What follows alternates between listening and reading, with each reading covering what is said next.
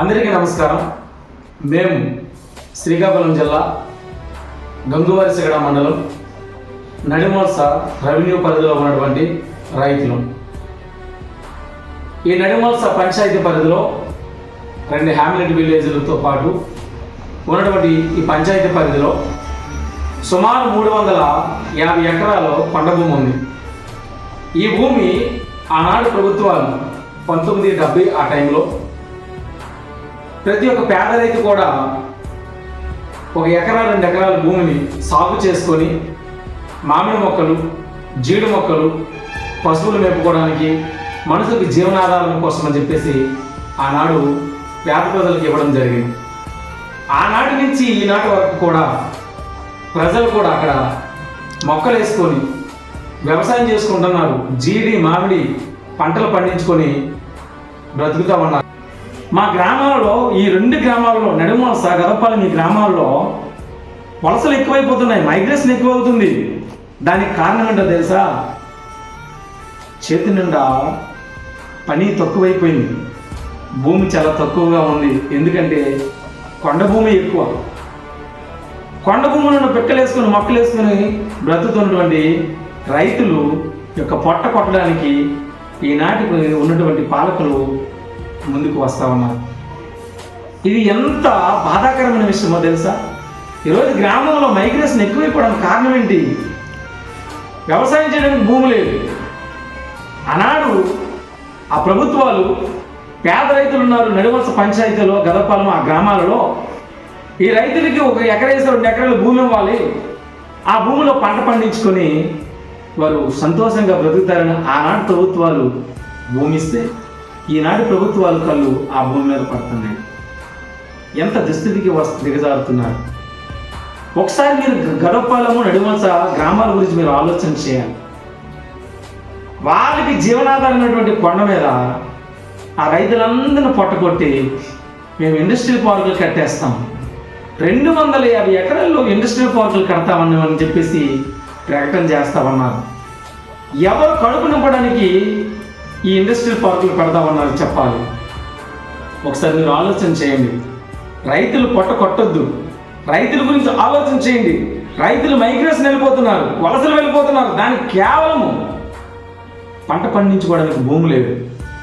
ఉన్న కాస్త వస్తున్నటువంటి కొండ భూమిని పాటు చేయాలని ఆలోచన చేస్తే రైతులు మేము ఎవరూ కూడా ఉపేక్షించేది లేదు. ఆ కొండ మొత్తం గుండు చేస్తే ఆ కొండ మీద పడినటువంటి వర్షము, ఆ నీరు వచ్చి మా చెరువులు నిండి ఈరోజు చెరువుల ద్వారా వ్యవసాయం చేసుకుంటున్నాం. కాలువలు సక్రమంగా వస్తున్నాయా వ్యవసాయం చేయడానికి? ఏమి కూడా రావడం లేదు. కొండే మాకు ఆధారమైంది. ఆ కొండ మీదే మా పూర్వీకులందరూ బ్రతికారు. రాయి తీసుకుని బ్రతికారు, మొక్కలు వేసుకొని బ్రతికారు, పిక్కలు వేసుకొని బ్రతికారు, వ్యవసాయం చేసుకుని బ్రతికారు. ఇలాంటి కొండని మీరు ఫ్యాక్టరీలకి, ఇండస్ట్రియల్ పార్కులకి యూజ్ చేద్దామంటే ఇది ఎంతవరకు న్యాయమో ఒకసారి మీరు ఆలోచన చేయాలి. అక్కడ మీరు ఫ్యాక్టరీలు, ఇండస్ట్రియల్ పార్కులు కడితే ఆ చుట్టుపక్కల ఉన్నటువంటి గ్రామాలకన్నింటికి కూడా నష్టమే. ఆ కొండ చుట్టూ ఉన్నటువంటి మరి నడిమోల్స, హ్యామ్లెట్ విలేజ్లు గదపాలెము, పెడసాము, చేతిమేమరము, గెడ్డకంచరము, నరసింహపురము, ఎందువ, అగ్రహారము, వెలగాడ, చంద్రపేట ఈ గ్రామాలన్నింటికి ముప్పే. అక్కడ ఫ్యాక్టరీలు కడితే రాబో తరంలో ఉన్నటువంటి ఆ పర్యావరణము ఏమవుతుంది? కలుషితమైపోతుంది.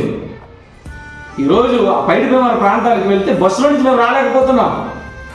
ఒక్కోసారి అక్కడి నుంచి సుమారు 15 కిలోమీటర్లు, 20 కిలోమీటర్ల దూరంలో మా గ్రామానికి స్మెల్ వస్తూ ఉంది.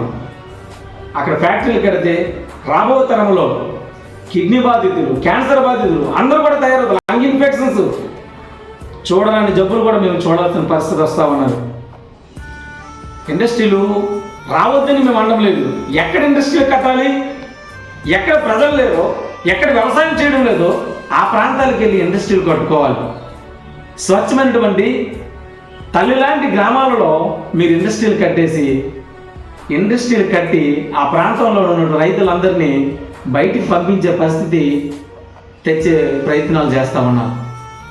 ఈ విషయంలో ఉన్నతాధికారులు, గ్రామ స్థాయి నుంచి మండల స్థాయి నుంచి జిల్లా స్థాయి అధికారులు అందరూ కూడా మీరు ఆలోచన చేయాలి. ఎందుకు రైతు పొట్ట కొట్టడం? రైతు ఎందుకు ఈరోజు రోడ్డు మీదకి వస్తూ ఉన్నాడు? మాకు ఇండస్ట్రీ వద్దు బాబు, మాకున్న వ్యవసాయాన్ని దాన్ని నిలబెట్టండి. దాన్ని మేము పండించుకొని మా కడుపు నింపుతూ అనేక మందికి పంపిస్తాం. రైతే రాజు అని అన్నారు. రైతును రాజు చేయడం లేదు, రైతును కూలివారిగా చేస్తామన్నారు. ఈ ప్రయత్నాలు అలానే ఉన్నాయి. ఆనాడు ప్రభుత్వాలు పంట పండించుకోమని చెప్పి భూమి ఇస్తే, ఈనాడు ప్రభుత్వాలు కూలికి వెళ్ళిపోరా, నువ్వు ఆ భూమి మాకు ఇచ్చింది, మేము ఇండస్ట్రీలు కట్టుకొని మేము డెవలప్ అవుతాం అంటున్నారు. ఎవరు పొట్ట నింపడానికి? ఈరోజు భూమి లేని వారు కూడా చాలామంది ఉన్నారు. లేని వాడికి ఒక 50 సెంటులో 1 ఎకరం భూమి ఇచ్చినట్లయితే దాన్ని చక్కగా నీట్గా చేసుకొని మొక్కలు వేసుకొని ఆ జీడి మామిడి పండించుకొని బ్రతుకుతారు. అలాంటి ఆలోచన చేయండి. ఎవరు పొట్ట నింపడానికి ఈ ప్రయత్నాలు చేస్తామన్నారు? గ్రామ స్థాయి నుంచి, మండల స్థాయి నుంచి, జిల్లా స్థాయి అధికారులందరూ కూడా మొత్తం ఇన్ఫర్మేషన్ అలా ఉంది. ఒక వైఫ్ అండ్ హస్బెండ్లు ఒక కంపెనీ రిజిస్ట్రేషన్ చేసుకుంటే ఆ కంపెనీకి 100 ఎకరాల దారదత్తం చేయడానికి గ్రామ స్థాయి నుంచి, మండల స్థాయి నుంచి, జిల్లా స్థాయి అధికారులలో ప్రయత్నాలు చేస్తామన్నారు. మీరు ఒకసారి ఆలోచన చేయాలి. ప్రజలకి మరి ఇబ్బంది కలిగే పరిస్థితి మీరు తెస్తే రాబోయే రోజుల్లో అధికారులు అనబడిన వారు కూడా మీరు కూడా ఇబ్బంది పాలవుతారు. ఎకరాని మెట్లు కూడా ఎక్కాల్సిన పరిస్థితి వస్తుంది. దయచేసి రైతు పొట్ట కొట్టవద్దు. రైతు పండించుకునేటువంటి భూమిని రైతే పండించుకునేవ్వండి.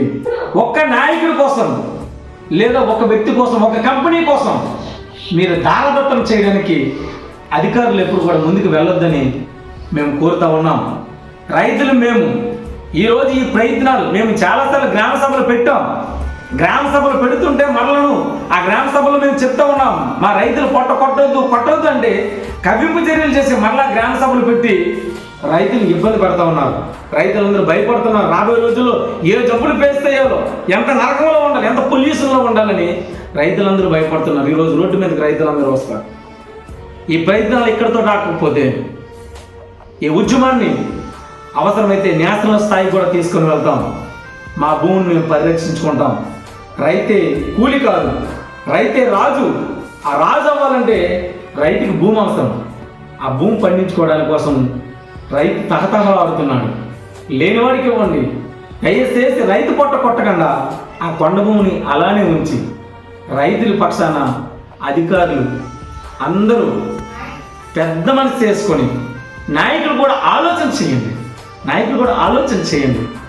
రైతు పొట్ట కొడితే మాకేమొస్తుంది? ఇండస్ట్రీ పెట్టి ఒక కంపెనీ పెట్టేసి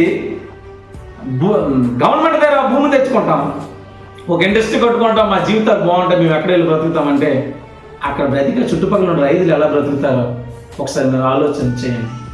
మీరు అక్కడ ఫ్యాక్టరీలు కడితే రేపు వచ్చిన స్వచ్ఛమైన గాలి పీల్చగలమా? మంచి నీరు తాగలమా? మేము మా రాబోతున్న పిల్లలకి మేము ఏమిస్తాం? జబ్బులు కూడా తెచ్చుకొని ఇచ్చినట్టుగా ఫ్యాక్టరీలు కట్టొద్దు. రైతుకి లేని వాడికి మరల భూమి పంచండి, వ్యవసాయం చేసుకునే అవకాశం ఇవ్వండి. రైతుని నిలబెట్టండి. మీ చేతులు జోడించి చెప్తున్నాను, రైతును నిలబెట్టండి. రైతును కూలివాడిగా చేయొద్దు. రైతుని ఆ గ్రామంలో రైతుగా నిలబెట్టండి. రైతే రాజులాగా మరి నిలబెట్టే పరిస్థితి తీసుకురండి. రైతును కూలివాడిగా చేయొద్దని మీ అందరికీ మిక్కిలి వినయపూర్వకంగా కోరుతూ ఉన్నాను.